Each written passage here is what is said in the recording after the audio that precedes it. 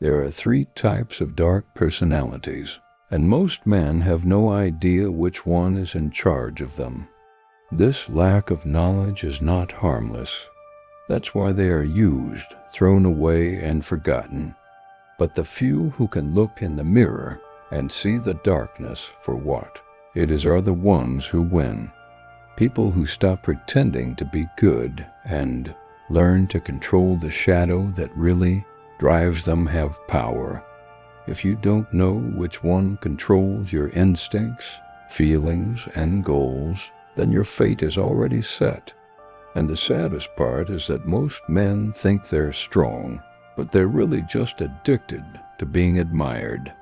The first type, the narcissist, is cursed in this way. The narcissist doesn't love himself. He needs love. He needs to be seen and praised. He walks into a room and right away starts to figure out not power or opportunity, but attention. Who's watching? Who isn't? Who said good things about him? Who didn't pay attention to him? And in this desperate theater of validation, he is a slave to what others think. But he doesn't see it that way. He believes he's just confident, charming, and meant for great things. He'll even make you think he's sure of himself. But the truth is, he's scared of one thing: being unseen. The narcissist's whole life is based on getting people to admire him, but he never feels like he gets enough, because there is something rotting and fragile under all the performance. One insult and he spirals. He plans revenge after one rejection. The narcissist is weak. He is starving, and the more praise he gets, the more he needs it to stay alive. You'll see him in every room, loud, curated, and a little too polished. He smiles a lot, but he always looks for signs of disrespect. He shines when you praise him. He dies if you don't pay attention to him. But if you push him, he breaks. You just saw the mask come off. The narcissist doesn't have any defenses. He has false beliefs. When those illusions break, he falls into one of two extremes: anger or hopelessness. Neither one is controlled. Neither of them is reasonable. He is a kingdom made of mirrors. And when the mirror no longer flatters him, he sets fire to the whole room to get it back. This is why a lot of men fail without saying anything. Not because they weren't good at it, but because their egos were too weak to handle the truth. They go away after one loss, one bruise, and they go back to their fantasies, because they were never soldiers. They were kids stuck in adult bodies who wanted applause instead of victory. But don't get me wrong, the narcissist can still rise, and he often does because he knows how to look good. He changes to fit what you like. He turns into the thing you want to praise. Narcissists often move up the ranks faster than anyone else in politics, entertainment, and leadership. Why? Because they have to. The narcissist seduces while others argue. He poses while others are unsure. He becomes a reflection of what the people want, and the crowd that wants to worship gives him the crown. But this is the cruel truth. What makes him feel good is also what kills him, because he destroys himself as soon as the admiration goes away. Think of the famous people who fell apart when the spotlight went out. The leaders who couldn't take criticism. The people who made things and then disappeared when they stopped getting praise. They weren't broken by failure. They were addicted to being seen as perfect. This is where things get risky, not just for them, but for everyone else too. When a narcissist starts to lose respect, they don't go quietly. He lies, guilt trips, and plays with people. He changes the past. He makes people look bad who stop praising him. He takes charge in relationships. In business, spiteful. He can't let you go because he needs your attention to live. So he will either make you feel bad, charm you, or kill you. Anything to stay in the spotlight. And if he can't be the hero, he'll be the victim or, even worse, the villain. Not out of strategy, but out of need. This isn't power. This is dependence that looks like power. And once you see it, you'll see it all the time. The loudest, the most polished, and the ones who always want to be special. They cost money. They really want applause. And this is the last cruel thing. Most men who are ruled by this type don't realize it until it's too late. They think they're trying to be great, but they're really just trying to get compliments. They think they're in charge, but they just want praise.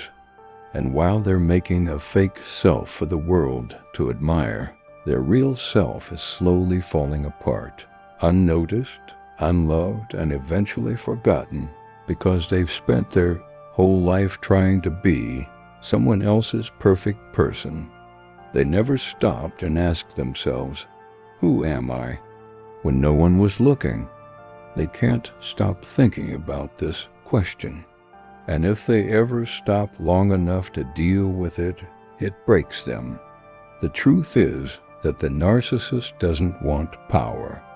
He wants to seem strong, and in the end, that false idea becomes his prison. But this is where things get risky. Some narcissists learn how to use their charm as a weapon. They change. They study attention like soldiers study war. They seduce not only for affection, but also for dominance. And when that change happens, the narcissist is no longer weak. He becomes calculated, strategic, and charming, and he uses his vulnerability as armor. And this is how he starts to change into something darker. He has grown out of his awkward need for praise. The narcissist has learned how to control it now. Not a child anymore begging for attention. He is a performer who knows more about the audience than they do. He is polished, picky, and armed. But don't be fooled. The wound is still there. He doesn't seduce to get closer to someone. He seduces because it gives him power. Compliments are no longer food. They are money. He gives them loyalty, obedience, and worship in return. And in this new form, the narcissist is dangerous, not only to himself, but also to anyone who thinks his mask is real. You are his property as soon as you believe in his lie. And when he owns you, he eats. Not always in public, not always clear, but he's getting something from you behind every soft smile and kind voice. Without raising a single weapon, you can feel admiration, sympathy, envy, and submission. Because you are his real weapon. He is very good at playing the victim. He'll admit to his flaws, but only the ones that make him look brave. He'll talk about his pain, but only in ways that make him look like the tragic hero. He will say he failed, but only the kind that makes him look strong for getting through it. This is how the evolved narcissist gets you. You let your guard down because they give you just enough truth to seem real, just enough vulnerability to seem safe, and just enough charm to seem magnetic. You trust and admire, and then your sense of reality starts to change. You feel less than him, but you can't say why. You start to doubt yourself more. You can't get enough of his approval and are scared of his silence. And that's exactly where he wants you to be. Not sure, impressed, or submissive. The spell will break if you ever wake up and see him for who he really is. But most of the time they don't. They are stuck in his ego's orbit, going around and around a sun that only shines for itself. They mix up confidence with being better than others. They think that telling stories is the same as being honest. They mix up showing how they feel with how deep their feelings are. They pay the price in silence, wondering why they always feel like they don't matter, are not seen, or are not heard next to someone who says they love them. The narcissist doesn't make connections. He makes mirrors, and he only values you when you show him something he wants to see. He punishes you as soon as you show him something he doesn't like your independence, anger, or strength. Sometimes by being far away, sometimes by being mean, and sometimes by suddenly leaving without explanation. And he always makes it seem like it's your fault. This is because the evolved narcissist is very good at blaming others. This is why it's so hard to talk to him. You can't talk back to him. He has practiced every answer. You can't blame him. He'll turn it against you. You can't make him feel bad, because he'll use what you said to show that you're the problem. And if you try to leave, he'll turn back into everything you loved for a short time to get you back. He doesn't want you. He wants you to like him. He doesn't care about you. He loves how you made him feel about himself. And when he no longer needs you, he will let you go in a gentle, poetic way, sometimes even with tears, but he will still let you go, because the narcissist doesn't want to build with you. He is here to make himself better, and you are just one more piece of his picture, but you'll still miss him. That's the real mean thing. Even when you can see him clearly, even when you know he's lying, and even when you finally walk away, something will hurt inside you, because the narcissist knows how to get into your head and stay there. He'll be the first to say something that no one else has ever had the guts to say. He'll be the only one who saw that one thing you always tried to hide. He'll remember things that no one else does, and he'll let you feel like you're completely seen before taking it away. That is the drug. And after you taste it, everyone else seems boring. That's what he believes. He still wins if you remember him, even if you hate him. But the most tragic thing is that the narcissist doesn't even know who he is. He wears a lot of masks, makes up a lot of identities, and copies a lot of people, but the core is empty. There is no stable self, only changing images that try to show you something real. He is both in charge of and stuck in the performance. And finally, when the crowd leaves, the applause stops, and no one is watching. He has nothing but silence now, and it scares him because in that silence there is no thought, just the question that keeps coming up: who am I?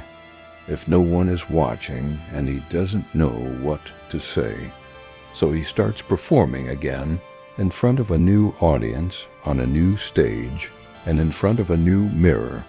He's always running away from the stillness that would make him see the truth.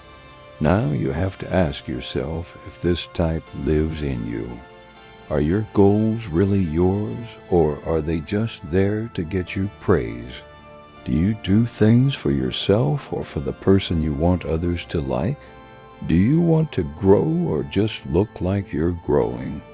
If you lie to yourself here, you'll never get out of the narcissist's cage. You'll spend your life acting, pleasing, posing, and dying inside. But if you tell the truth, something rare happens. You stop doing things and start being. But the road to that clarity is hard, because there is always a darker illusion waiting underneath, the one you just destroyed. Most people never get past the narcissistic stage. They lose their whole lives in the performance. They are addicted to praise and trapped by their own image. but a few do change. They don't need to be praised anymore. They need to win. These guys aren't looking for praise anymore. They want to be in charge. And in this cold evolution, the Machiavellian, the second type, is born. He doesn't care if you love him. He doesn't care if you are afraid of him. He only cares that you do what he says. The narcissist wants to be the center of attention, while the Machiavellian wants to have power. He looks at people like blueprints. He only talks when it moves the board. He doesn't trust anyone because he knows that the game isn't about being liked. It's about not being able to be touched. There is one main idea that makes up the Machiavellian personality. People are tools. You can use them, sharpen them, break them, and replace them. He doesn't dislike them. He just doesn't make them sound romantic. Feelings are bad things. You can negotiate loyalty. Kindness is a way to hide. And the truth. Truth is a weapon that can be put away or taken out, depending on what wins. He'll be behind the scenes. He is the advisor, the planner, and the quiet power behind empires. He doesn't often speak first. He waits, watches, and measures you before you know he's watching you. And when he does finally speak, it's not a response. It's a planned, specific move meant to change power, not feelings. This guy doesn't get angry because he doesn't care about anything enough to get upset about it. He has already planned for betrayal, failure, and your lack of loyalty. He plays games that take a long time, games that are quiet, and games that don't have an audience. He doesn't say anything when others do.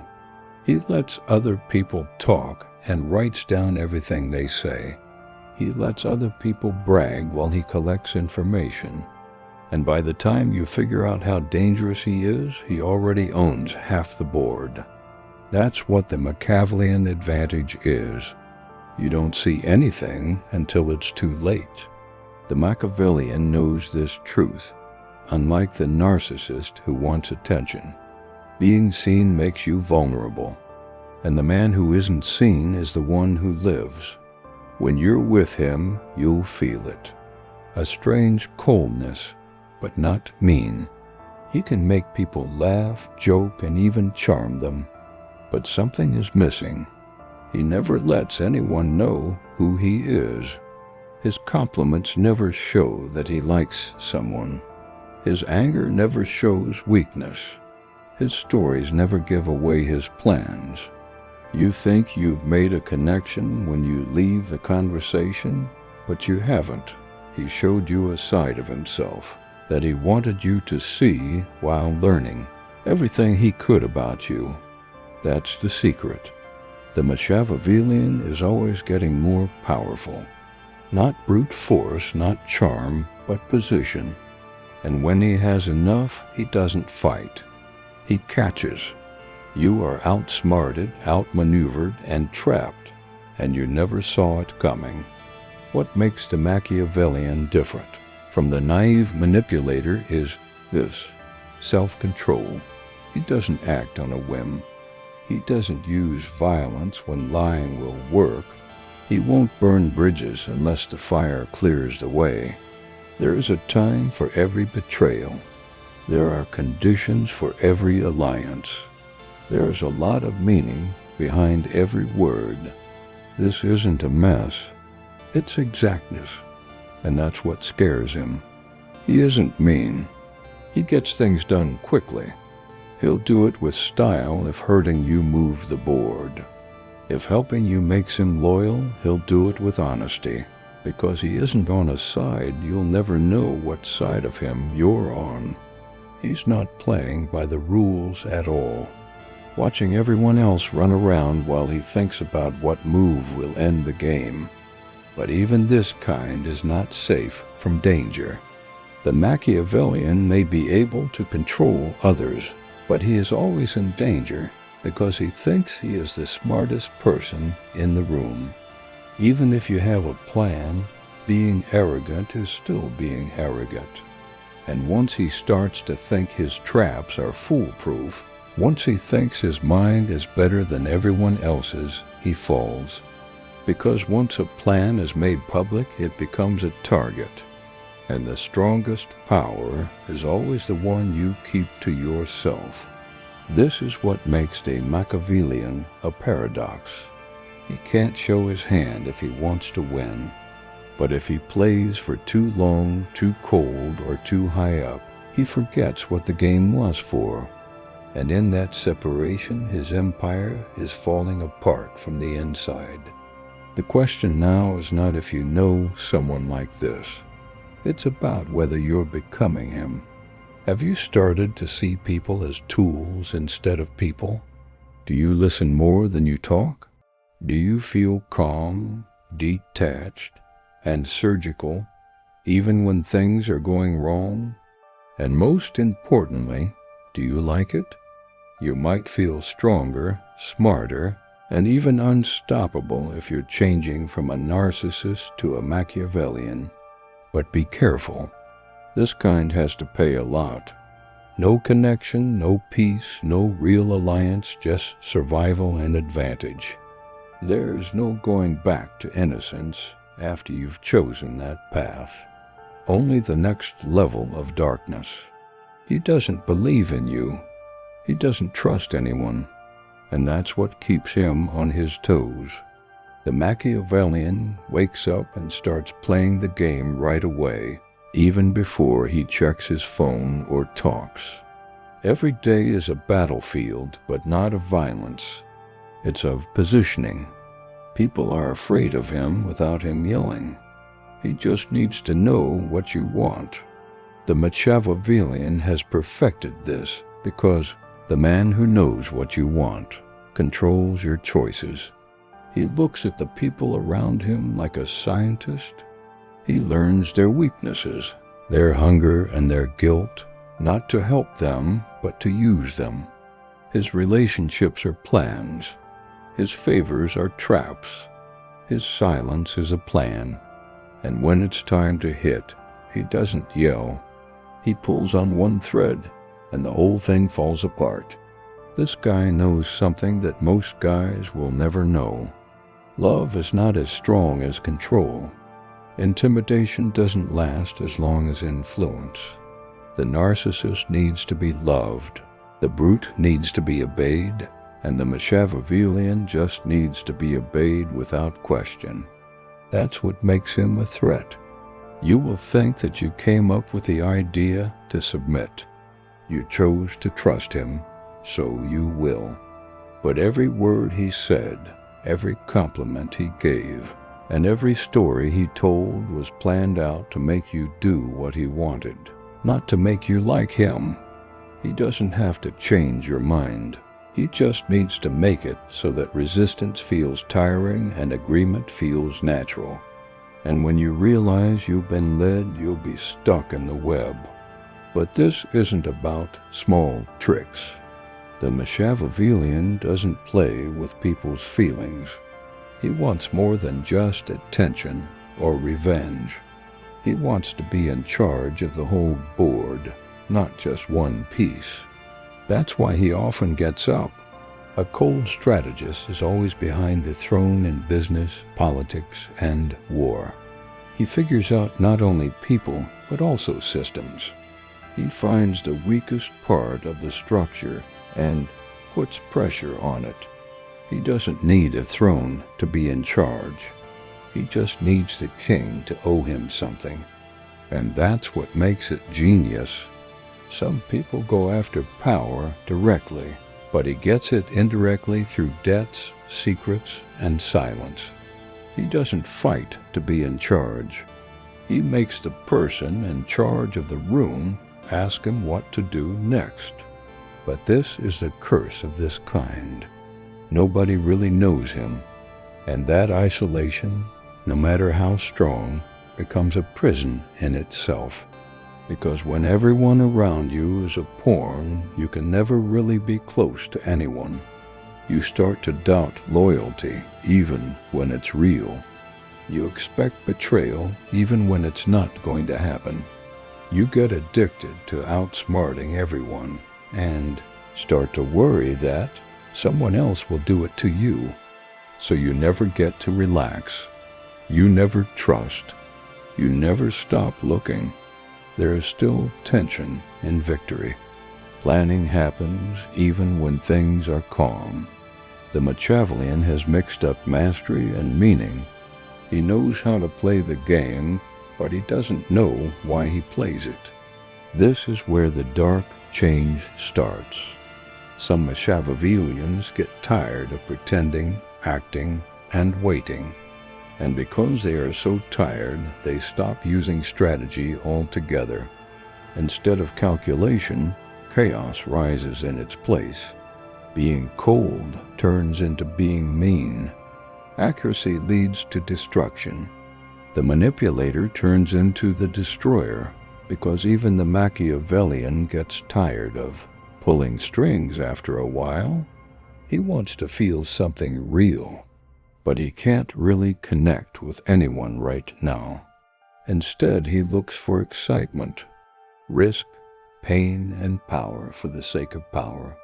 This is how the strategist becomes the third type, the one that everyone is most afraid of. Before you go down, you need to ask yourself if you are already here. Are you doing so well at the game that you don't even think about why you started? Are you shutting yourself off from the world to stay safe, or because you don't believe in anything but control anymore? Are your relationships now just business deals? Is your identity now a strategy? Because if you already have the Machiavelli's mind, you know how it ends. Cold victory, quiet rooms, no trust and no peace. Just a mind that won't stop working, and a world that never seems safe enough to let it go. And from here, the next step isn't higher. It's deeper into something more basic, more cruel, and much less human. You don't have to agree with him. You don't have to be loyal to him. He doesn't even need you to pay attention to him. The third type has stopped playing games altogether. The psychopath doesn't plan like the Machiavellian or want to be admired like the narcissist. He does things without thinking, feeling guilty, or feeling ashamed. He just does them. He's already moving while others are still figuring out the risks. By the time they figure out what's going on, it's already over. The psychopath doesn't care about their reputation. Fear, regret, and self-doubt don't hold him back. And that's what makes him dangerous. He is the epitome of detachment. Not spiritual, but surgical. A man who only feels powerful when others flinch. At first, you won't know who he is. He doesn't always look like a mess. In fact, he's often too calm. While others scream or freak out, he watches with cold, fixed, unreadable eyes. He doesn't say too much. He doesn't make excuses. He just goes through problems, people, and consequences as if they don't exist. And they don't to him, because conscience is heavy. Emotion is a chain. What happened in the past doesn't matter. The next move is all that matters.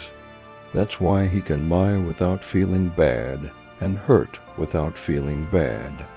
Destroy without stopping. It's not about you. It's not even bad. It's in your nature. The predator doesn't hate the prey. He doesn't care if it bleeds or not. You can find him in the middle of chaos, not hiding from it, but walking right through it. The narcissist freezes when they don't get applause, and the Machiavellian waits for the right time. The psychopath makes the time. He does well in war, fire, and things that are hard to predict. And the crazier the world gets, the stronger he feels. He doesn't get scared when the rules are broken. He is the first to break them. And this gives him an edge that scares weaker men. He is willing to go farther, break rules, ignore the law, and shut down morality, because he thinks that limits are not right. You don't have to do them, and he can use most people's self-control against them. But this isn't dumb. The psychopath is not a savage. He thinks things through, stays on task, and is often very smart. He knows how you want him to feel and does it perfectly. He can say the right things, look the right way, and even cry if he needs to. But it's all about the performance inside. Nothing moves and nothing sticks, because feeling makes you weak, and he took that part of himself away a long time ago. Maybe because of trauma, maybe because of choice. It doesn't matter. What matters is that he doesn't have a conscience anymore, and this lets him do things that other people can't. Walk into the storm without fear and bend it to his will. Not because he's brave, but because he doesn't mind dying while doing it.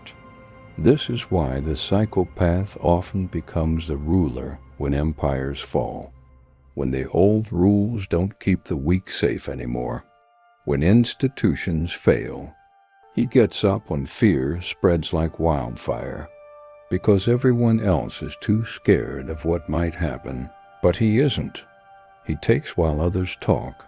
He strikes when others are unsure. And even people who can see him clearly still follow, not because they love you, but because they are in awe. People admire what they fear because they fear what they can't predict. That's what a psychopath has. You never know if he'll let you go or kill you with a smile. But it costs something. The psychopath takes charge but loses their humanity. He might win the war, but he might have to leave the battlefield by himself. He might build the empire, but because no one trusts him, he might have to sit on the throne in silence. Nobody loves him. No one stays. He is like a storm that comes through, leaves bodies behind, and moves on without being hurt. People might remember his name in the future, but no one will miss him when he's gone. And the truth is, he doesn't care. That's what makes him sad. He doesn't want to be saved. He doesn't think there is a way to be saved. He only believes in strength, power, and the raw, merciless willpower that makes the world bend to its will. And once you adopt that way of thinking, it's very hard to go back. Still, a lot of people try to wear the mask. They copy the way they stand, the way they look, and the way they act. But acting like a psychopath is not the same as being one. When real chaos hits, most men flinch, beg, or break. But the real psychopath keeps going without being affected. Not because he's not afraid, but because he has nothing to lose. You can do anything once you stop worrying about what might happen. The psychopath doesn't flinch because fear needs imagination. And he doesn't think about pain, loss, or what will happen anymore. He's gone past stories, guilt, and the emotional strings that hold most men back. And this lack of hesitation gives him a huge edge. Quickness. The psychopath acts while others think about it. He makes things happen while others worry about what will happen. Not carefully or methodically, but with raw, explosive force that shakes everything in his way. This isn't being careless. It's being free. A freedom that most men can't understand because they are still tied to shame, memory, and the need for social approval. But the psychopath broke those ties a long time ago, and because of that break, he was untouchable. But don't confuse his power with success. The psychopath is not a builder. He's not a planner. He doesn't care about the past. He doesn't negotiate, take care of, or keep things. He takes over and then moves on. He does well when things are out of order, not when they are made. In conquest, not in rule. That's why so many of them give up, not because they lost, but because they were bored.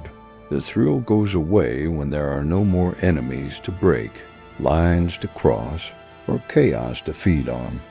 And without that rush, there's nothing. The psychopath, on the other hand, only thinks about the present. This is different from the Machiavellian, who plans for the long term, or the narcissist, who wants to be important. In his life, each now is louder, bloodier, and more defiant than the one before it. Still, some of them reach terrifying heights. CEOs, generals, cult leaders, and crime bosses. They don't lead by inspiring people. They lead by force. Not always physical, but often mental. Just looking at them can make a room freeze. Their silence can destroy a person. Because everyone feels it, their presence changes gravity. This person doesn't care about rules. Not yours, not the gods, not society's.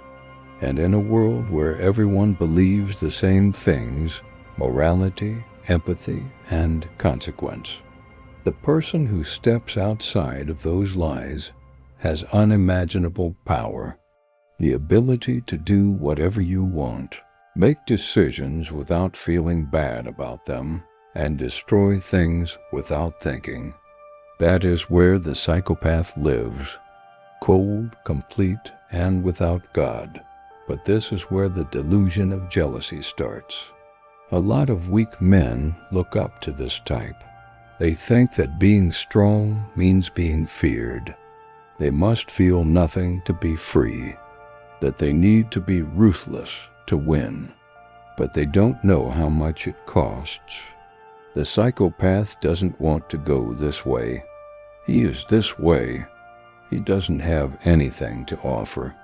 It's a condition, and it comes with a pain that most people can't see. Disconnection, not being able to love, not being able to feel happy, not being able to fit in. He might be in charge of the room, but he'll never feel at home there. He might break every enemy, but he'll never be at peace because there is no peace without attachment. And he's already killed off everything inside him that could attach. It's even worse that when the psychopath fails, he doesn't explode with emotion. He implodes with emptiness. He doesn't go crazy like the narcissist. He doesn't change his mind like the Machiavellian. He just stops working because he never learned how to wait, suffer, or rebuild. He only knows how to be in charge. And when domination doesn't work, there's nothing left. There is no community, no purpose, and no identity. Just a cold silence that is deeper than death because it is still alive. This is the last cost of the third kind. He stands alone when he wins. He disappears when he loses. No matter what, the story ends in solitude. Now you need to ask yourself one last time, which type of rules you? You forgot you were wearing a mask for so long. Which one? Have you been like a narcissist, chasing praise and thinking that applause would make you real? Have you been moving things around like the Machiavellian, thinking that having control means being safe? Or have you turned into a psychopath, cold, efficient, untouchable, and empty? Most men are ruled by one thing, influenced by another, and pretend they're not. But the only way to get real power is to be brutally honest. When you finally admit which dark instinct controls you, you don't get weaker. You get stronger, and being aware is the first step to becoming an expert. Not to hide the dark, but to guide it. Not to act like you're good, but to take control of your own shadow. That is a very rare power. The man who sees the narcissist in himself and keeps it in check. The man who sees the Machiavellian and makes it sharper. The man who sees the psychopath and ties it up. He is not free of guilt. He isn't weak. He is not safe. But he is up. And in a world where most men are asleep, he is the most dangerous kind. If you've gotten this far, it's because you already know this truth. A shadow controls you.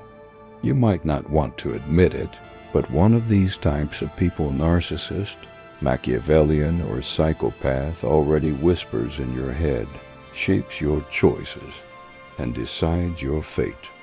Now, please tell me in the comments if you're ready to face the mask you've been wearing for so long that you forgot it was a mask.